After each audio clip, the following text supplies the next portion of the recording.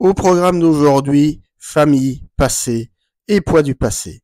Salut à tous. Alors il sera donc question du nouveau film de Mike Lee, sorti en salle en France et en Belgique le 2 avril dernier, sobrement intitulé Deux sœurs ou en anglais Hard Truths, avec donc dans les rôles principaux Marianne Jean-Baptiste, Michel Austin ou encore David Weber. Alors le résumé en quelques mots, donc Pansy est rongée par la douleur physique et mentale, au point que son rapport au monde ne passe plus que par la colère et la confrontation. Dès lors, son mari Kurtley ne sait plus comment la gérer, et leur fils Moses vit dans son propre monde. Seule sa sœur, Chantal, la comprend et peut l'aider. Chantal qui est d'ailleurs tout l'opposé de Pansy, à savoir qu'elle déborde de joie de vivre, et qu'elle passe systématiquement son temps à rigoler. Alors, qu'est-ce que j'ai pensé de ce film? Eh bien, j'ai été profondément touché, voilà, par le sujet. Alors, je vais commencer d'habitude par évoquer la mise en scène. Alors, Mike Lee, pour illustrer la différence de caractère entre ces deux sœurs, va beaucoup jouer sur les différences de plan et également sur les tonalités. Alors, en matière de tonalité, eh bien, ça va passer par la différence d'appartement. Donc, on a de côté celui de Chantal qui est à son image, hein, qui déborde de joie de vivre. On va voir son balcon qui est très bien décoré de couleurs vives, hein, verdoyantes, comme ça, chatoyantes. On va voir le soleil qui va pénétrer l'intérieur de son appartement. Le tout filmé en plan séquence durant lequel on va voir Chantal et ses deux filles majeures qui ont toutes les deux un emploi mais qui ont choisi de rester vivre chez leur mère, en train de se faire des câlins, de se raconter des blagues, etc. Donc le tout filmé en plan séquence qui est là justement pour illustrer cette joie de vivre. Et puis ensuite, on va voir le quotidien de chez Pansy qui, lui, est filmé vraiment en plan fixe, le temps de repas de famille assez sinistre, hein, il faut bien le dire, où le seul et unique sujet de conversation de Pansy sera le fait que leur voisine de 45 ans est tombée enceinte et que pour elle, c'est trop tard. Voilà. Alors, donc, je le répète, la scène est filmée comme ça en plan fixe, avec une lumière très faiblement éclairée, très sombre, mi-rouge, mi-noir, avec aux côtés de Pansy son mari Kurtley et de l'autre Moses qui ont le regard complètement éteint, quoi, qui sont complètement passifs, dépassés par le caractère acariâtre de Pansy. Donc voilà, donc on voit bien que Mike Lee a la bonne idée de jouer comme ça sur les plans et sur les tonalités pour bien illustrer les différences de tempérament de ces deux sœurs. Alors il va également opter pour les gros plans sur les visages pour mieux capter les émotions et que ce soit le sourire à pleines dents, je vais le dire comme ça, de Chantal, qui rit très souvent, et alors celui figé, puis qui va se craqueler progressivement, hein, les larmes vont venir s'installer, de Pansy, dont on devine qu'elle est en proie à un profond mal-être, et justement, pour illustrer tout cela, Mike Lee, plutôt que de privilégier les explosions de colère ou les clichés hystériques, hein, je veux dire, propres aux scènes d'énervement, eh bien, il va privilégier les silences, voilà, afin justement de mieux faire ressortir ce que pensent ces personnages, quoi, voilà, plutôt que de les mettre directement en colère. Alors maintenant, ça me permet de passer au scénario. Alors vous l'aurez compris, hein, c'est l'histoire de deux sœurs diamétralement opposées, mais qui vont tenter, enfin surtout Chantal dans un premier temps, de petit peu recoller les morceaux.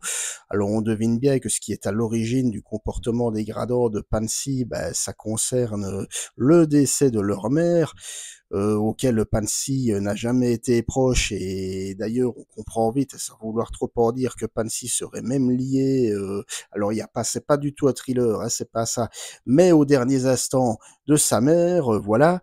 Et alors la bonne idée de Mike Lee, c'est qu'il ne juge aucunement ses personnages, au contraire, hein, c'est ce que j'expliquais avec l'usage des gros plans, il essaye de les comprendre, voilà. Et ce qui fait que le spectateur arrive à comprendre ces personnages et à ne pas les juger, même si on peut se dire que voilà, les comportements de Pansy ne sont pas toujours très bons. Eh bien, plus le film avance, plus on finit par voir un petit peu, par comprendre un petit peu ce qui se passe. Et pour ce faire, Mike Lee a la bonne idée d'éviter le pathos, en plus d'éviter les scènes d'engueulade. Alors oui, ça pleure un petit peu de temps en temps, mais pour des choses essentielles, et surtout ce n'est jamais excessif, on n'est pas là dans la grosse crise de larmes, je t'ai fait souffrir, bon allez, je vous épargne ça, au contraire c'est très bien géré et très bien subtil, et d'ailleurs pour contrer le pathos, il va beaucoup jouer sur l'humour sarcastique qui se traduit par je le disais, les envolées de caractère, si je puis dire, de Pansy, qui donnent lieu à des scénettes qui pourraient comme ça être un petit peu hors film et qui sont également très utiles dans la mesure où elles permettent de bien cerner le personnage. Alors on va voir notamment Pansy à la fois dans un supermarché ou dans un magasin de meubles qui va s'énerver comme ça sans raison particulière avec la vendeuse de meubles et avec la vendeuse du supermarché, voilà, pour des motifs absolument ridicules.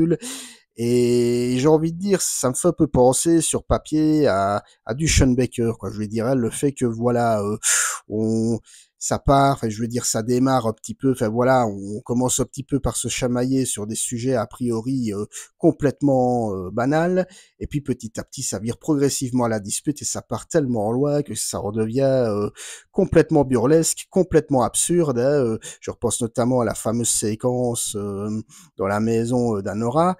Et alors ici, voilà, dans le cas de Mike Lee, on a un petit peu on retrouve un peu ce genre de séquence, hein, Pansy au supermarché, Pansy au magasin de meubles, ou Pansy sur le parking aussi, il va s'engueuler en suspectant Abado de lui avoir volé sa place de parking habituelle. Et voilà, donc alors après, est-ce que Sean Baker, et c'est bien possible, hein, il y a peut-être quelques petites similitudes, hein, ils s'intéressent tous les deux à une certaine communauté de personnes. Est-ce que Sean Baker apprécie vraiment le travail de Mike Lee? Est-ce qu'il s'en inspire? Alors peut-être, hein, je ne connais pas encore non plus très bien le cinéma de Mike Lee et j'ai très envie d'en savoir encore davantage. Mais voilà, c'est l'une vraiment des grandes forces de ce film, c'est que il évite tous les clichés du genre, à savoir le pathos, j'ai même envie de dire les grosses engueulades pour les engueulades, mais comme je viens de vous le dire, voilà, les engueulades qui tournent justement, enfin qui finissent par en devenir drôles tellement elles durent dans le temps. Donc voilà, toute une série de détournements que Mike Lee privilégiait avant tout pour nous faire ressentir de la compréhension vis-à-vis de ces personnages. Alors je parlerai pas forcément d'empathie, je parlerai plus de compréhension dans la mesure où au départ, voilà, on peut être un peu excédé par les outrances, je vais dire, de Pansy, mais petit à petit, voilà, on comprend ce qui s'est passé et on s'y attache, quoi, j'ai envie de dire.